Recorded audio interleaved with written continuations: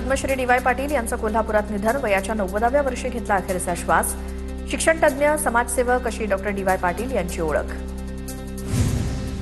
तामिळनाडूचे माजी उपमुख्यमंत्री उदयनिधी स्टॅलिन यांना अटक. अभिनेत्री तृषासंदर्भात आक्षेपार्ह घोषणाबाजी केल्याचा आरोप.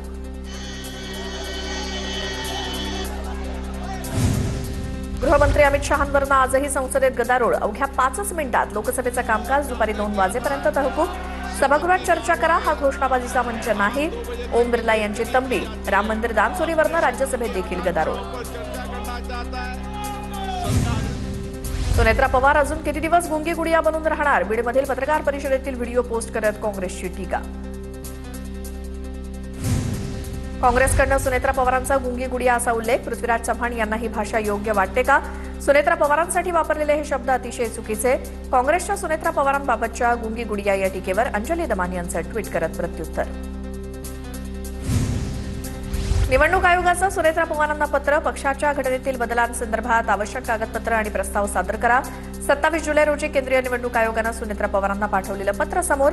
कागदपत्र न दिल्यास पदाधिकारी आणि संघटनात्मक नियुक्त्यांच्या वैधतेवरती प्रश्नचिन्ह निर्माण होण्याची शक्यता. अनिल देशमुखांवरती खटला चालवण्यासाठी ईडीला राज्यपालांची मंजुरी. मनी लॉन्ड्रिंग प्रकरणात खटला चालवण्यासाठी ईडीला राज्यपालांची मंजुरी. कथित खंडणी वसुलीशी संबंधित पीएमएलए प्रकरणात खटला चालवण्याचा मार्ग मोकळा. मंजुरीचं पत्र वकील सुनील गोन्साल्विस यांनी सोमवारी विशेष न्यायालयात सादर केलं. जरांगेंनी ओबीसी महासंघाच्या राष्ट्रीय अधिवेशनात यावं. त्यांना आम्ही मंचावरती जागा देऊ. बबनराव तायवाडेंचं मनोज जरांगेंना खुलं आव्हान. गोवा अधिवेशनात जरांगेंनी त्यांच्या विरोधात कट रचल्याचा आरोप केला होता. 7 ऑगस्टला बेंगळुरूमध्ये राष्ट्रीय ओबीसी महासंघाचं महाअधिवेशन.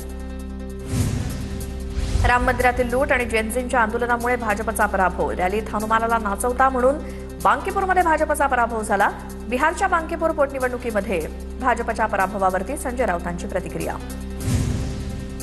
प्रशांत किशोर यांच्या विजयामुळे राऊतांना पेढे वाटण्याची संधी मिळाली. बिहारपेक्षा राज्यातील उबाठाच्या परिस्थितीकडे लक्ष द्या. भाजपचे प्रवक्ते नवनाथ बन यांचं राऊतांना उत्तर.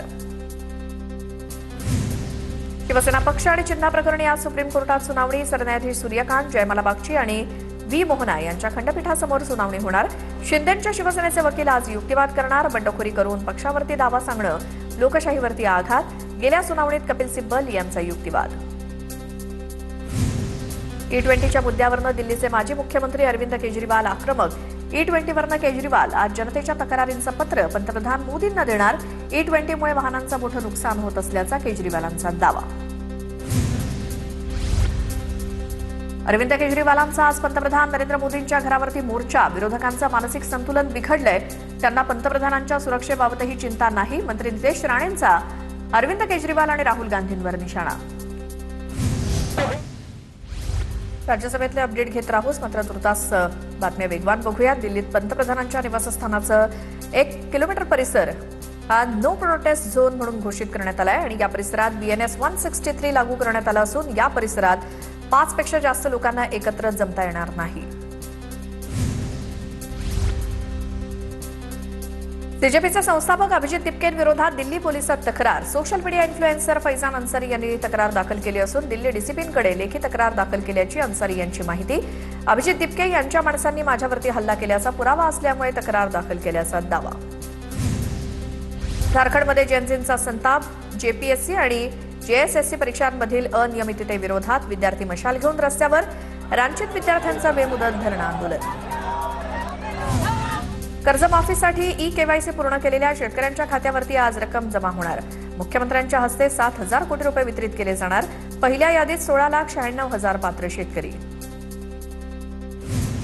पवारांच्या राष्ट्रवादीचे खासदार बजरंग सोनावणेंनी अमित शहांची भेट घेतली. बीड कारागृहातील गैरप्रकारांची चौकशी करण्याची सोनावणेंची मागणी.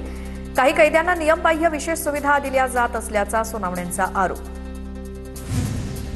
नीट पेपरफुटी आणि आंदोलनानंतर राष्ट्रीय स्वयंसेवक संघाकडनं डॅमेज कंट्रोलचा प्रयत्न. राष्ट्रीय स्वयंसेवक संघाकडनं नागपूरसह विदर्भातील डॉक्टरांशी संवाद. संघाच्या डॉक्टरांच्या अभ्यास वर्गाचे फोटो TV9 मराठीकडे. मुंबईत सरसंघचालक डॉक्टर मोहन भागवत जेनझींशी संवाद साधणार. मोहन भागवत ज्या जेनझींसोबत संवाद साधणार आहेत ती भाजप आणि संघ नेत्यांचीच पोरं असतील, ज्यांनी जंतर मंतरवरती येऊन आंदोलन केलं, लाठ्याकाठ्या खाल्ल्या. त्यांच्यापैकी 2,000 मुलांशी संवाद साधा. संजय राऊतांचा मोहन भागवतांवर हल्लाबोल. मुंबईतील भाजप कार्यालयाबाहेर अज्ञातानं जेनझींचे बॅनर लावले. मी जेनझी, शिक्षणाचा सन्मान करतो, बॅनरवरती उल्लेख. पंतप्रधान विरोधी घोषणांमागे धावणार नाही, बॅनरवरती उल्लेख केलाय. धारावीनंतर पुनर्विकासासोबतच आता मिठी नदीच्या विकासाची जबाबदारी देखील अदानी समूहाकडे. दरम्यान घराच्या बाहेरचं गवत काढायचं कंत्राट सुद्धा यापुढे अदानीला दिलं जाईल. अदानी समूहाला दिलेल्या कंत्राटावरनं राऊतांची खोचक टीका. सरकारकडनं महाराष्ट्र राज्य नदी पुनरुज्जीवन परिषद या कंपनीची स्थापना. कंपनीच्या अध्यक्षपदी मुख्यमंत्री फडणवीस तर उपाध्यक्षपदी पर्यावरण मंत्री पंकजा मुंडे असणार. पहिल्या टप्प्यात 4,000 कोटींचा निधी उभारण्याचा मानस. रामभाऊ म्हाळगी प्रबोधिनीच्या वतीनं केडीएमसीमधील शिंदे सेनेच्या लोकप्रतिनिधींसाठी प्रशिक्षण वर्गाचं आयोजन. दरम्यान शिंदे सेनेनं भाजपात प्रवेश केला असता तर अधिक संयुक्तिक ठरलं असतं. शहांची इच्छा आहे म्हणून शिंदे त्यांची शेल कंपनी चालवतायत. प्रशिक्षण शिबिरावरनं राऊतांचा हल्ला. एसआयआर मोहीम हे एक भयानक प्रकरण. भाजपनं गाव पातळीवरती बीएलओंमार्फत स्वतंत्र यंत्रणा कामाला लावली. आमदार रोहित पवारांचा आरोप.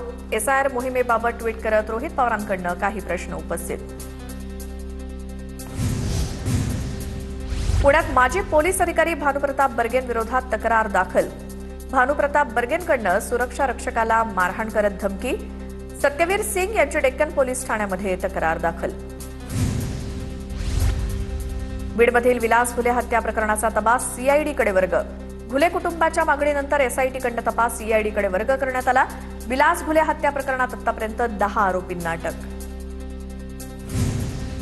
ऑपरेशन सिंदूर यशस्वी पार पडल्याच्या निमित्तानं शिंदेंच्या सेनेकडनं 9 ऑगस्टला दिल्लीमध्ये महारक्तदान यात्रा शिबिराचं आयोजन. उपमुख्यमंत्री शिंदे, श्रीकांत शिंदे, उदय सामंत उपस्थित राहणार. तर सांगलीतील 1,000 पैलवान आर्मी कॅन्टॉन्मेंटमध्ये रक्तदान करणार. नीट परीक्षा देणाऱ्या 6 विद्यार्थ्यांची सुप्रीम कोर्टात धाव. ओएमआर शीटमध्ये चुका असल्याचा आरोप करत याचिका दाखल. चिन्हांकित केलेली उत्तर आणि ओएमआर शीटमध्ये फरक असल्याचा दावा. सरन्यायाधीशांच्या खंडपीठाकडे लवकरच सुनावणी घेण्याची मागणी. मनसे अध्यक्ष राज ठाकरे 9 ऑगस्टला माणगाव दौऱ्यावर. अनेक वर्ष रखडलेल्या मुंबई गोवा महामार्गाची पाहणी करणार. माणगाव बायपासच्या रखडलेल्या कामाची अधिकाऱ्यांसह पाहणी करणार. रस्त्यांवरच्या खड्ड्यांमुळे 2 जणांचा मृत्यू झाल्यानंतर ठाणे जिल्हा आणि पालिका प्रशासनाला जाग. TV9 मराठीच्या बातमीची दखल घेत प्रशासनाकडनं खड्ड्यांवरती तात्पुरती मलमपट्टी. खड्ड्यांवर डांबर टाकून तात्पुरते खड्डे बुजवले. आसनगाव रेल्वे स्थानकाजवळ मुंबई नाशिक महामार्गावरती अजूनही मोठमोठे खड्डे. काही खड्डे 1.5 ते 2 फूट खोल असल्यामुळे आणखी अपघाताची भीती. महामार्गावरती अजूनही मृत्यूचे सापळे कायम. टोल वसुलीवर देखील प्रश्नचिन्ह. नाशिकच्या सटाण्यामध्ये कोट्यवधी रुपये खर्चूनही रस्ता अपूर्णच. भवाडे गावात रोडचं 3 वर्षांपूर्वी भूमिपूजन होऊन सुद्धा रस्ता अद्याप आणि पूल पूर्ण नाही. स्थानिक आदिवासी नागरिकांची जीवघेणी कसरत.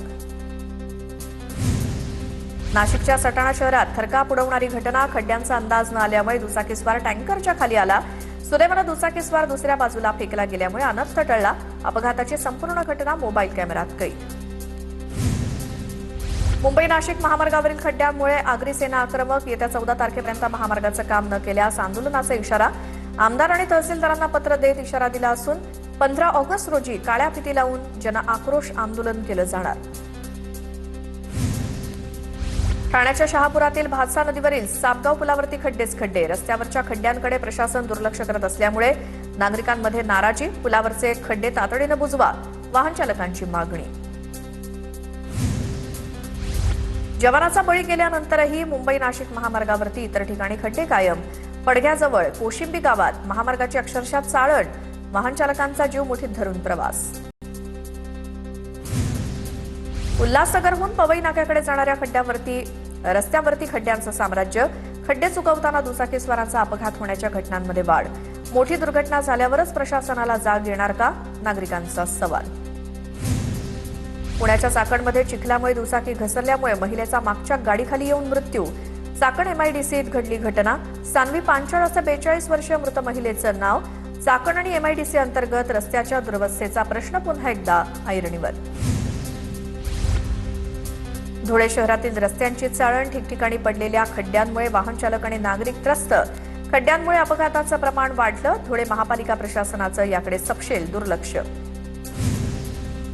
जालन्याच्या भोकरदनमधील तांदुळवाडी गावात विद्यार्थिनींवर चिखलाच्या रस्त्यातून प्रवास करण्याची वेळ। मानव विकास योजनेची बस नसल्यामुळे 60 ते 65 विद्यार्थिनींना दररोज 2 ते 3 किलोमीटर चिखलाच्या रस्त्यावरनं जावं लागतंय।